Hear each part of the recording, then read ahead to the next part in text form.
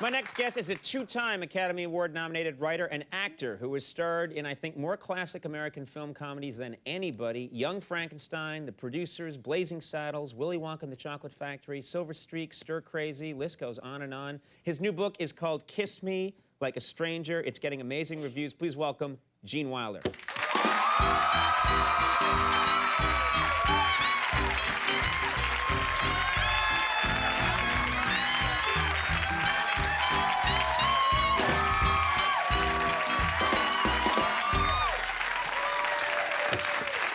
Wow. You're very good. Oh, no. At what you do. Yeah, well, I couldn't do what you do. We haven't figured out what I do yet, but whatever it is, you're good at it. Well, thank you. That means, you know, this is it's a real thrill to have you here. I'm a huge fan of so many of your movies. I wanted to start with, I have an 18-month-old daughter, and she's not old enough yet to watch movies or anything. I can't wait to show her Willy Wonka and the Chocolate Factory. For my money, it's the best movie for children and adults to watch at the same time.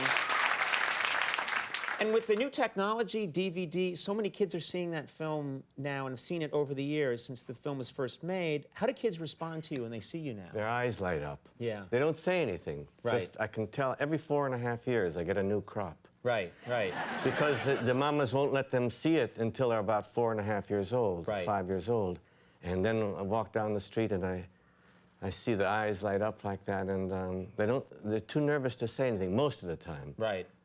Those who aren't come and want to sit on my lap, but... Right, right. Which could get you in trouble, yeah. Yes. You don't want that. Do you, you don't need that. Do people try and sing the Oompa Loompa song to you? No, too difficult. Good, because they forget the words. They don't, right. You know, Oompa Loomp, but then they get lost. Right. But if you've had a few drinks, that wouldn't stop one, no. You know? I'd be like, Oompa Loompa, blippity blee, you know? You'd be like, please, shut up. You know, one of the things I love so much about that movie that makes it work for me, which is unlike a lot of children's movies are afraid to have any menace. And Willy Wonka, there's some darkness in that role that you added to the character, and I think that probably scared some moms away when the movie first came out. It did, because it wasn't a commercial success. No, which always surprised me. When the movie came out, you know, the movie didn't do that well, and I think it was because there's some scariness to it a little bit. The kids weren't scared. Right. The mothers were scared. Right, right. On behalf of the kids. On behalf of the kids, but right. The kids knew it was a morality play. Right, right. And where do you draw the line? And they wanted the line drawn. Right. Right. The mothers were afraid of it. Right. And it's interesting, as the kids get older, I think the parents feel okay with them seeing it, and then they realize there's nothing scary about this movie at all. No.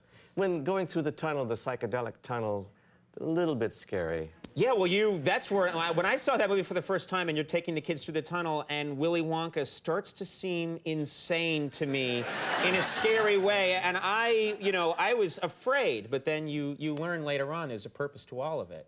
I want to ask you about Young Frankenstein, which is easily one of the funniest movies ever made, and you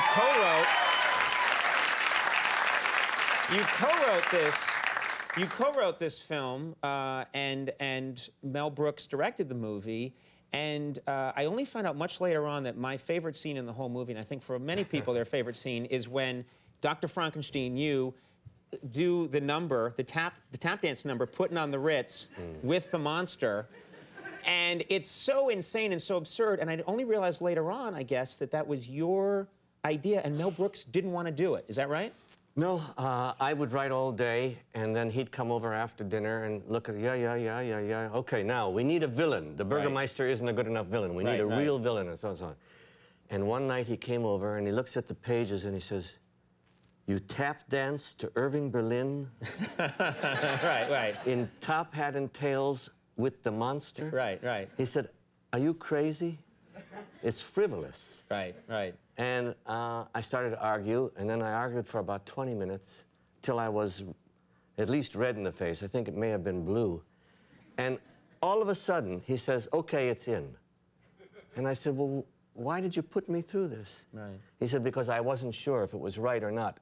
And if you didn't argue for it, I knew it would be wrong. But if you really argued, I knew it was right."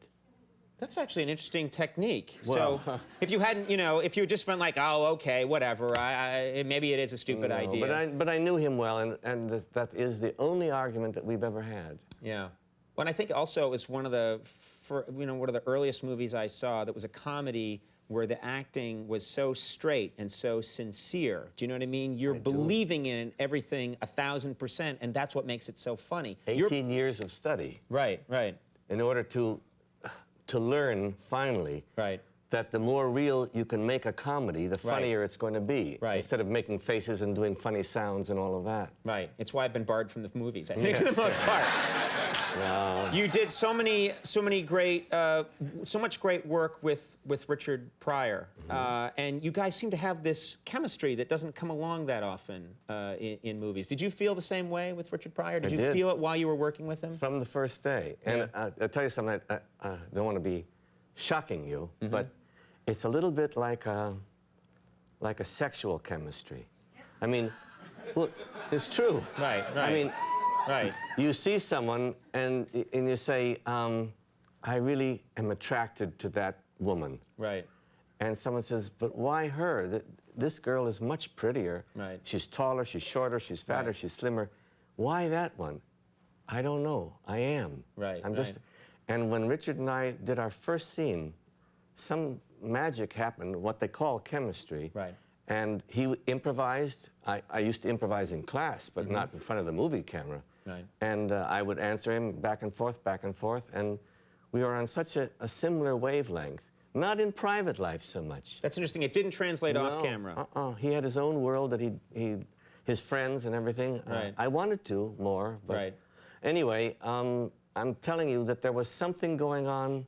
When we did that first big scene in Stir Crazy and tore the place apart, the prison. Right. At the same moment, we both started to hum, to sing, da-dum, da-dum, da-dum, da-dum, da-dum, da-dum, Laurel and Hardy. Right, right. And when Sidney Poitier said, cut, I said, did you know you were going to do that? And he said, no. Did you know? I said, no, I didn't. But we both did it on beat at the same time. That's just, there's something in the air. That's just magic. Yeah, no one can explain that. That's very cool. You know, I was reading through your book, and one of the things that made me so happy, because I've been such a fan of you and your work, is that you've been through so much. You've had incredible career success. You've had high highs. You've had tragedy in your life. And when you get to the end of the book, you seem like you're in a really good place now. You're happy. And that made me feel really, that made me feel good, because I want you to be happy. So that was nice. That's true, right? You feel good. I'm happier than I've ever been in my life. That's fantastic. Well, that makes, I wish we had more time, but the biggest kick for me in having a show like this is that I get to meet people who influenced me and meant a lot to me the way you have. So thank you so much for being here. Go out and buy this book. It's an incredible story. Gene Wilder, Kiss Me Like a Stranger. Check it out. Thank you so much. Real honor to have you here. All right. Brian Kiley when we come back. Stick around.